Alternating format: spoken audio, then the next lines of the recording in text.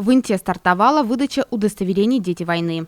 Такой документ могут получить жители региона, которые родились и жили на территории СССР в период с 22 июня 1928 года по 3 сентября 1945 года. Сейчас в городе Инте проживает около 1000 граждан этой категории. Для получения удостоверения «Дети войны» граждане могут обратиться с заявлением, паспортом и фотографией размером 3×4 в Центр социальной защиты населения по месту жительства на территории Коми. Наличие удостоверения не является обязательным условием для получения мер социальной поддержки, которые установлены в Республике Коми для граждан категории «Дети войны».